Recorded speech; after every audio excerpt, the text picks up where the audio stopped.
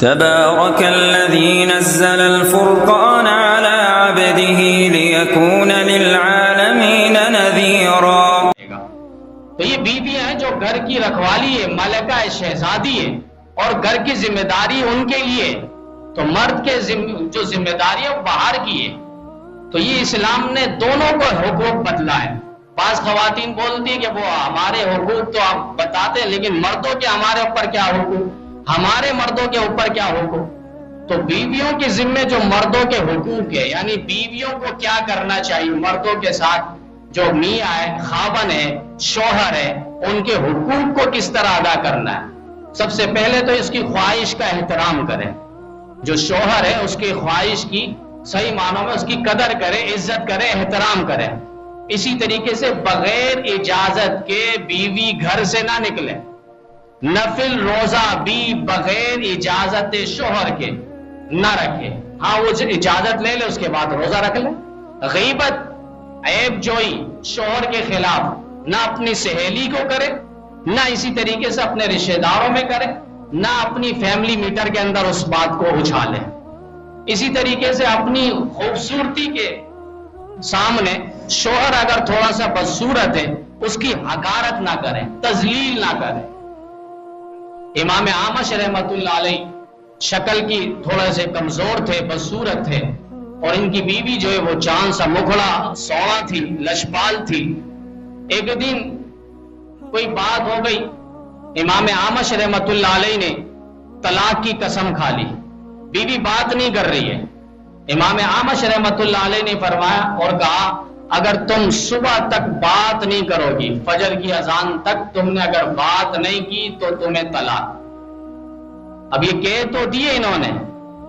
بعض اوقات انسان طلاق کا لفظ دے کر بھی بعد میں سٹ پٹا جاتا ہے، پریشان ہو جاتا ہے. کیونکہ انداز میں کوئی دیتا نہیں. حالات سازگار ہو تو کوئی طلاق دیتا نہیں.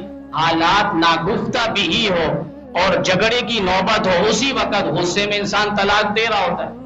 پھر بعض کہتے ہیں شراب پی کر طلاق دیے کیا طلاق واقع ہوگی؟ تو شراب پی کر بھی طلاق واقع ہو جاتی ہے.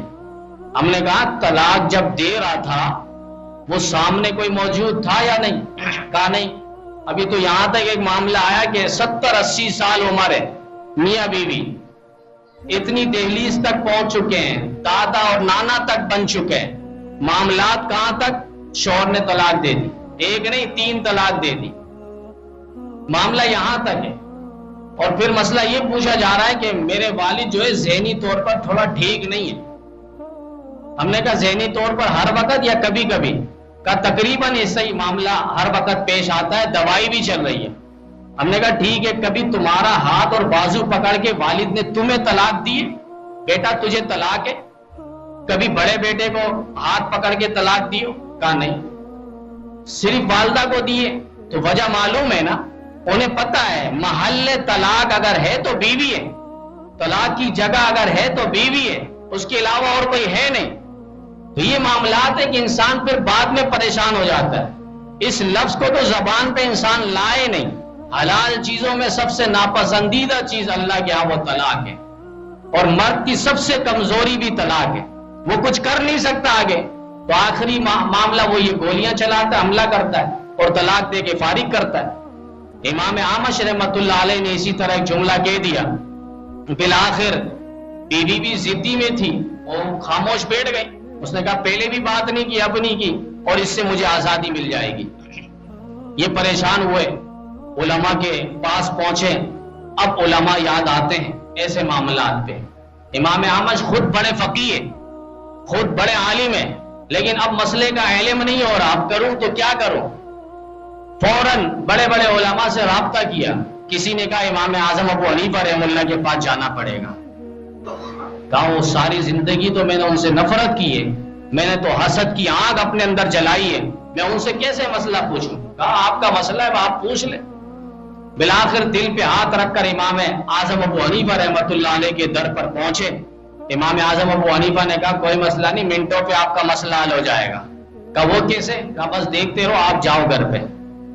اس کے بعد مؤذن کو بلوایا اور کہا کہ آج تہجد کے وقت اذان دے دینی، یعنی فجر سے پہلے 2 گھنٹے پہلے اذان دے دو. یہاں مؤذن کو کہہ دیا گیا 2 گھنٹے پہلے انہوں نے اذان دے دی. اب یہاں بیوی خوش. امام اعمش سے کہا کہ اب میں آزاد ہو چکی ہوں, اذان ہو چکی ہے, صبح کا وقت داخل ہے, میں آزاد ہو چکی ہوں.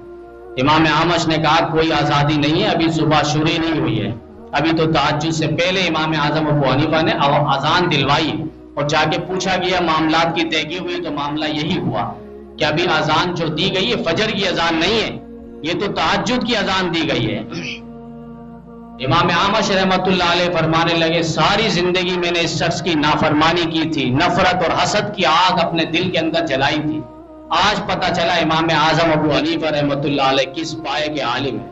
بعض تو امام اعظم ابو حنیفہ کا نام سننا برداشت نہیں کرتے, کہا یہ بھی کوئی دین ہے, ان کا نام لینا یہ بھی کوئی دین ہے. آپ مسجد نبوی میں جائیں تو جہاں آپ کو ابو بکر, عمر, عثمان و حیدر, حسن و حسین, امیر معاویہ کا نام ستونوں پہ نظر آئے گا, وہی آپ کو امام اعظم ابو حنیفہ رحمۃ اللہ علیہ کا نام نظر آئے گا. نعمان بن ثابت کتنے مقدس ترین لوگ ہیں کہ روزہ پاک پہ نبی علیہ السلام کی مسجد نبوی میں ستونوں پہ ان کا نام لکھا ہوا ہے. اور نبی علیہ السلام نے واضح ارشاد فرمایا تھا لو کان الدین عند الثریا لذهب به ابناء الفارس, کہ اگر دین اوج ثریا پہ لٹکا ہوا ہو تو فارس کی طرف نبی علیہ السلام نے انگلی سے اشارہ فرمایا کہ وہاں سے ایسا عالم دین پیدا ہوگا کہ وہ اوج ثریا سے بھی مسئلے کو اتار کر امت کی گود میں رکھ کے آشکارا اور واضح کر دے گا, کوئی مسئلہ چھپا ہوا نہیں ہوگا.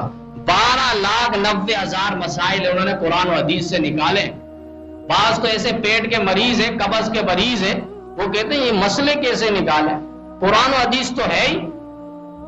تو جس طرح پانی نکالتا ہے کوئی زمین کے اندر سے, تو ہم تھوڑی کہیں گے یہ خدا ہے اس نے پانی بنایا, یہ تو ایک انجینئر ہے, ماہر کار ہے, مشین لگا کر اس نے کھدائی کی اور وہاں سے پانی نکالا. پانی کو پیدا نہیں کیا, پانی پہلے اسی زمین کے اندر تھا, اس کو نکالا ہے صرف اس نے, تجربہ کار ہے. امام اعظم ابو حنیفہ نے بھی مسئلہ پیدا نہیں کیا, اس نے بھی قرآن و حدیث سے نکالا ہے. سب کچھ قرآن و حدیث کے اندر تھا, لیکن جو عقل اور دولت ہے, نعمت ہے جو اللہ تعالیٰ نے امام اعظم ابو حنیفہ کو دی تھی, اسی کی بدولت انہوں نے یہ مسئلے نکالے. تو امام اعمش رحمۃ اللہ علیہ بچ گئے, ان کی بیوی بچ گئی. تو اپنی خوبصورتی کو دیکھ کر شوہر کی تحقیر اور تذلیل نہ کرے. اسی طریقے سے عورت کے ذمہ یہ بھی ہے کہ وہ مال کی حفاظت کرے. ہاں اگر شوہر باہر ہے اور ضرورت پڑ گئی ہے تو وہاں سے بقدر ضرورت, جتنی ضرورت ہے اتنا پیسے لے کر دودھ وغیرہ, کوئی راشن وغیرہ منگوانا, چیز مہمان آ گئے ان کی خاطر خواہ کرنی ہے, تو پھر وہاں سے بقدر ضرورت وہ پیسے اٹھائیں اور آنے کے بعد ان کو اطلاع بھی کر دیں, تاکہ غلط گمانی اور وہم پہ وہ نہ پڑ جائے. اسی طریقے سے اپنی عزت ہے, چار دیواری کی عزت ہے, اس کی حفاظت ہو.